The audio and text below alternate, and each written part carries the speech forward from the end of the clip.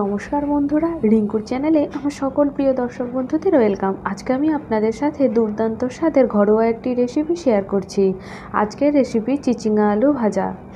এই পদটি গরম গরম রুটি কিংবা ভাতের সাথে খেতে ভীষণ ভালো লাগবে।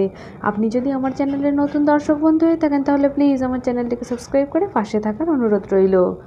এটা সম্পূর্ণ একটা ঘরোয়া রান্না। আমি আমার মতো করে চিচিঙ্গা আলু ভাজা করছি। আপনারা অনেকে অনেক রকমভাবে রান্নাটা করতে পারেন, তবে আমার এই রেসিপিটা দেখুন, আশা করছি আপনাদের ভীষণ ভালো লাগবে। এখানে নিয়েছি 1 কেজি চিচিঙ্গা, একদম ফ্রেশ চিচিঙ্গা। চিচিঙ্গাগুলোকে ভালো করে ধুয়ে নিয়েছি। কাটার আগে সবজিটা বেশ ভালোভাবে ধুয়ে নিয়েছি। এবার আস্তে আস্তে কেটে নেব। প্রথমে এর উপরে একটা আস্তরণ থাকে, ওই আস্তরণটা অর্থাৎ খোসাটাকে বাদ দিয়ে দিচ্ছি। আপনারা এভাবে বঁটি কিংবা ছুরির সাহায্যে অনায়াসেই বাদ দিয়ে দিতে পারেন।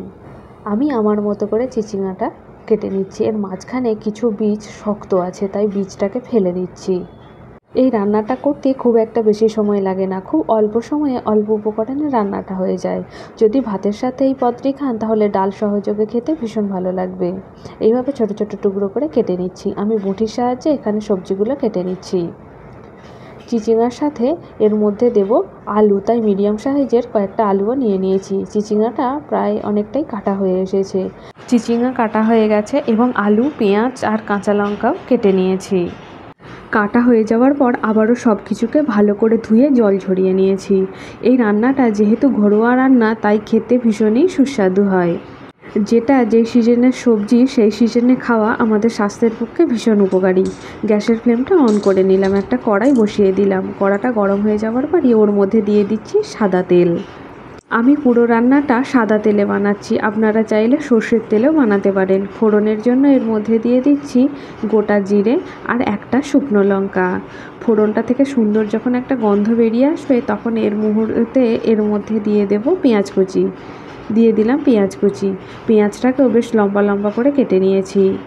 যেহেতু চিচিঙ্গা এবং আলু লম্বা করে কেটেছি, তাই একই সাইজের লম্বা করে পেঁয়াজটাকেও কেটে নিয়েছি। এবার পেঁয়াজটা 2 মিনিট সময় ধরে মিডিয়াম ফ্লেমে নরম হয়ে আসা পর্যন্ত ভাজতে থাকবো। পেঁয়াজটা নরম হয়ে এসেছে, এবার এর মধ্যে অ্যাড করে দিচ্ছি আলু। আলুটাকে পেঁয়াজের সঙ্গে বেশ কিছুক্ষণ ধরে নাড়াচাড়া করে নেব। এই রান্নাটিতে আমি একটুও জল দেব না, জল ছাড়া রান্নাটা করব। এই সময় এর মধ্যে অ্যাড করে দিচ্ছি স্বাদ মতো লবণ আর হলুদ গুঁড়ো। হলুদের কাঁচা গন্ধ চলে যাওয়া পর্যন্ত নাড়াচাড়া করতে থাকবো। যেহেতু লবণ দিয়ে দিয়েছি তাই সহজেই আলু থেকে অনেকটা জল বেরিয়ে আসবে। এই জলেতেই আলুটা সেদ্ধ হয়ে যাবে এবং গ্যাসের ফ্লেমটা এই সময় একদম লোতে করে দিয়েছি। একটু ভাজাভুজি রান্না লো ফ্লেমে করলে অল্প তেলে খুব সুন্দরভাবে তৈরি হয়। 10 মিনিট সময় ধরে আলুটাকে বেশ কিছুক্ষণ নাড়াচাড়া করে নিয়েছি। এবার এর মধ্যে অ্যাড করে দিচ্ছি আগে থেকে ধুয়ে রাখা চিচিঙ্গা। এবার চিচিঙ্গাগুলোর সাথে আলুটাকেও নাড়াচাড়া করে নেব এবং সেদ্ধ হওয়া পর্যন্ত ভাজতে থাকবো। এই রান্নাটি ভীষণই সহজ একটি রেসিপি। আপনারা সহজেই এই রান্নাটা বাড়িতে বানাতে পারেন। 5 থেকে 7 মিনিট সময় ধরে এই সব কিছুকে নাড়াচাড়া করে নিয়ে 10 মিনিটের জন্য ঢেকে সেদ্ধ হতে দেব।